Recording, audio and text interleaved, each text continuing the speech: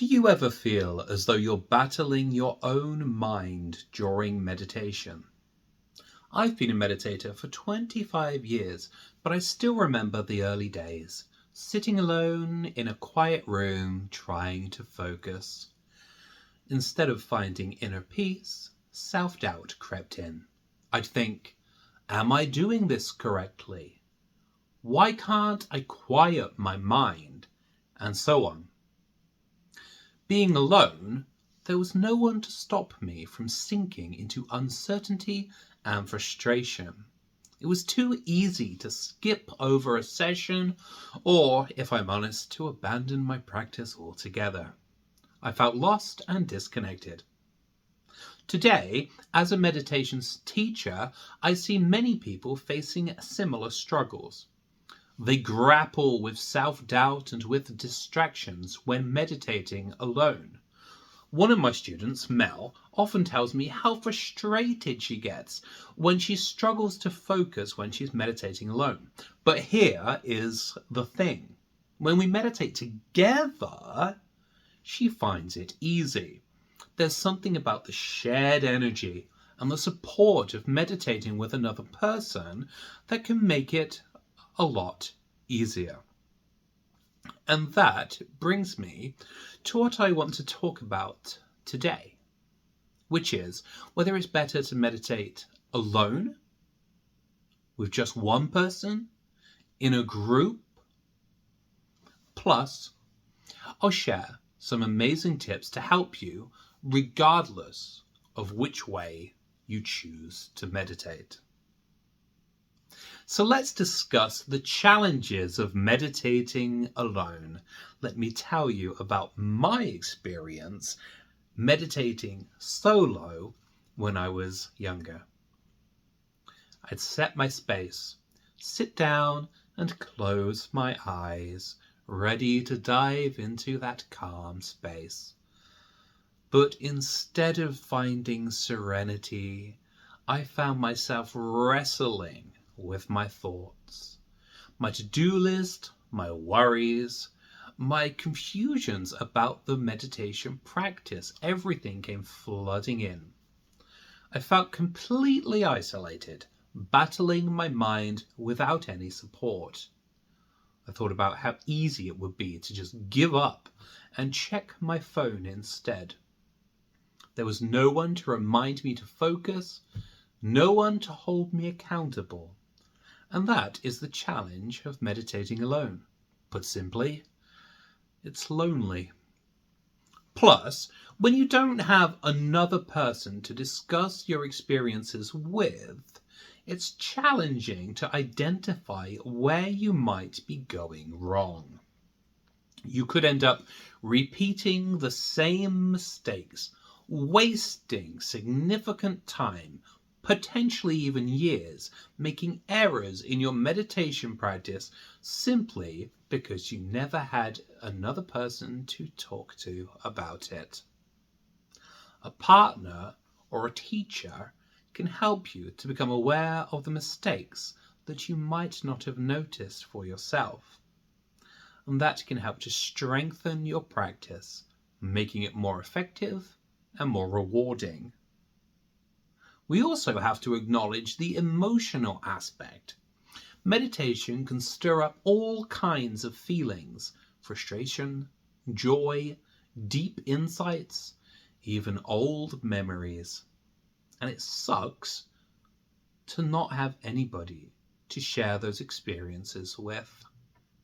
When you have a partner or a teacher, they can celebrate your breakthrough moments. They can help you through challenging times and, well, they can simply be your meditation buddy. As a coach, I have a lot of meditation buddies, and I love celebrating every one of their successes. That reminds me actually of one particular student, Cara. Cara struggled to maintain her daily meditation practice, so I knew that it was a major breakthrough when she made it to her 1-month milestone. To celebrate, I sent her a congratulatory card in the mail with a personal note just saying, how proud I was of her for her commitment and for her growth. And I think that's important. I think having someone to acknowledge your growth is just a wonderful thing. Now, if all of that sounds bad, there is, of course, a positive side to meditating by yourself compared to meditating in groups. One of the biggest benefits is independence. When you meditate alone, you're in full control of your practice. You get to choose the time, the technique, and the pace that works for you without worrying about anybody else. Plus, it's great for building discipline. Without external motivation, you learn to be reliant upon yourself, and that self-discipline can lead to significant progress over time. Solo meditation can also be a much deeper experience than meditating in a group. Without the influence of others, you can fully immerse yourself in the present moment, in the experience of meditation, in a way that you can't when there's a lot of people around you.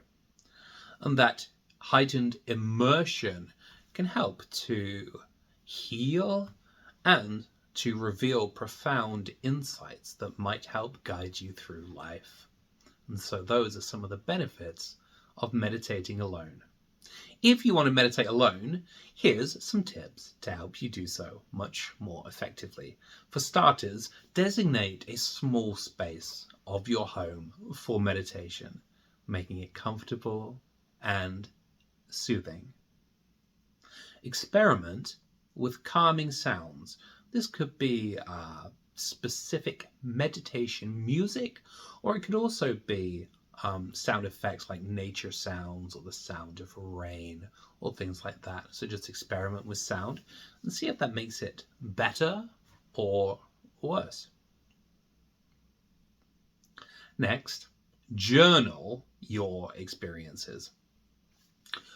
This is a good way to compensate for not having anybody else to discuss your experience in meditation with. If you journal your entry down, it helps you to express yourself, to release your thoughts, and then later you can look back on those thoughts. And it also shows you how you've developed. It's a bit like having a conversation with yourself. Also set a timer. Perhaps the biggest distraction is our sense of time. When you've said that you're going to meditate for 30 minutes with somebody else, you go ahead and do it. But when you meditate by yourself, you're constantly thinking, well, am I wasting my time? Is there something better that I could be doing? So that is meditating solo. And we've looked at the pros and cons and tips to make it better. Now let's discuss meditating in a group. I remember when I joined a large meditation group back home in England when I was in my 20s. I think I was 25. I hoped to feel the collective energy, but instead I found myself overwhelmed by distractions. When I closed my eyes, I could hear the faint rustle of clothing as someone shifted in their chair, the squeaking of chairs on the floor. There was one person breathing very heavily. And all of those things, all of those distractions added up to break the silence and to make it very difficult for me to focus on my meditation. Now, of course, a more experienced meditator would easily be able to focus through those distractions. But it's not so easy for a beginner. When I was a lot younger, when I was beginning meditation, being in a large group, all those sounds of each person added up. And the more people you had, the more sound you had, the more distractions you would have. So I found that inevitably the more people in the group, the harder it became to focus. Also, because I am a terrible empath, and so I'm hyper aware of other people's energy, which can be good if everyone is calm. But inevitably, in a group of like 20 people, there's going to be at least one or two people who are actually stressed. And so what I found is that it really distracted me. But of course, there is a good side to group meditation as well. It can create a real sense of harmony, of unity. And when every person, on the rare occasion, when every person in the group actually is in a profound state of calmness, that is something quite deeply spiritual. So if you want to meditate as a group, here are some ways to make the experience better. Firstly, synchronize your breathing. Take a few breaths together as a group to create a shared rhythm to your breath. Use one focal point that is not the breath. Create a focal point such as a candle or a singing bowl that you place in the middle of the group, and then each person focuses on that. So you're all focusing on the same thing, because of course if you're all focusing on your breath, you're not focusing on the same thing. Do silent check-ins before and after the session. This could be just an acknowledging bow or something like that, just to say, I'm here and I'm with you to share this experience with you. In a group of roughly equal experienced people, rotate leadership. Let each person be the leader 1 week and then alternate.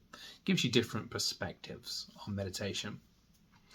You can also overlap your hands in a circle. That creates a really nice, harmonious sense of energy. Group humming or group chanting is also amazing.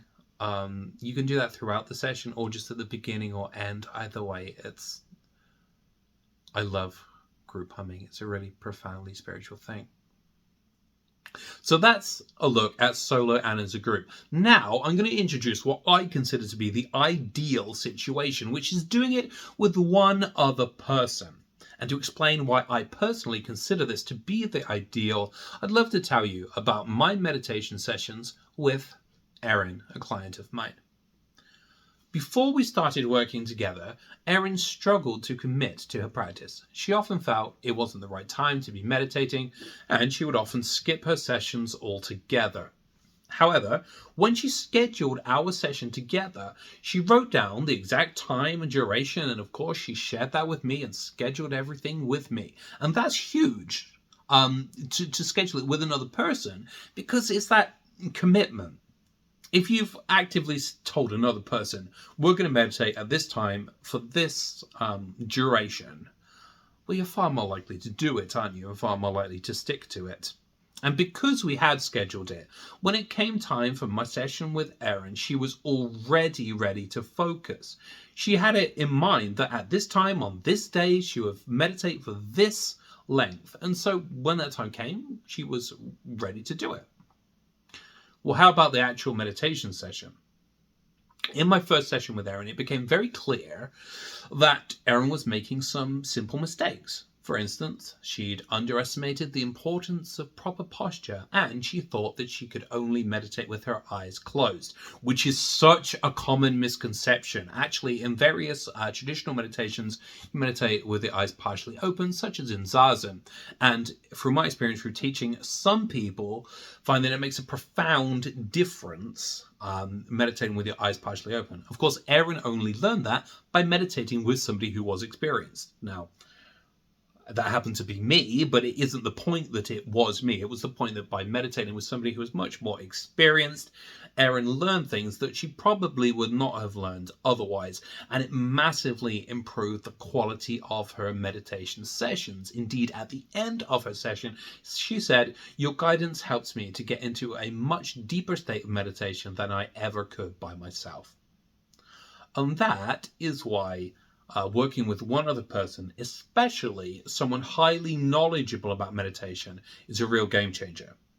But even if you don't want to take lessons and you don't have somebody very experienced, just doing it with a friend, at least you're both saying to each other, we're going to meditate at this time, on this day, for this amount of time, for this duration. we're going to do this technique. You're just setting those things down and agreeing to it. And that creates a sense of formality that, in my experience, means that you will go through with it.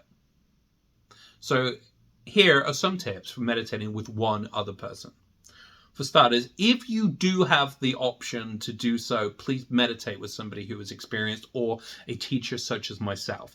A knowledgeable teacher like me, or somebody who's been meditating for years, is going to be able to bring so much value to your sessions. Respect each other's times. Make sure that both of you honor the time you're setting aside for relaxation and inner peace. Next, be open about your experiences. You should trust the person that you're meditating with, and you should feel that you can discuss your meditation journey and your experiences openly, because doing so will lead to some profound insights. Oh my goodness, I've had some fabulous conversations with people about meditation after a session, and some of them have just been real eye-opening. Have a feedback session. Spend 5 minutes after each session to discuss what worked, what didn't, anything unusual that you noticed in the experience, and so on. More than anything, be supportive and encouraging. There'll be times when you feel unmotivated. There'll be times when the other person feels unmotivated. Be responsible to one another. When one of you goes through a hard time, help each other out. And if you don't have a meditation buddy, if you don't have someone with years of experience with whom you can meditate, then why not join me for private meditation sessions on thedailymeditation.com. I'll drop a little comment with a link in the comment section so you know where to go. What I'd like for you to take away from this is this. Firstly, it can make a profound difference if you choose to meditate alone with one person or in a group. None is correct, but it's important to recognize that they are different and they do yield very different experiences. And probably the best option is to do all three if possible. On top of that, whether you're meditating by yourself, in a group with one other person, be supportive and loving. Whoever you're meditating with, even if it's just yourself, be the ideal meditation buddy. And I think that's about it for this video, actually. I want to thank you very much for joining me for this session. I'd love to get a comment from you. Perhaps you can like and subscribe. And as I mentioned, if you would like to meditate with me, you may do so on thedailymeditation.com. Thank you. I'll see you next time.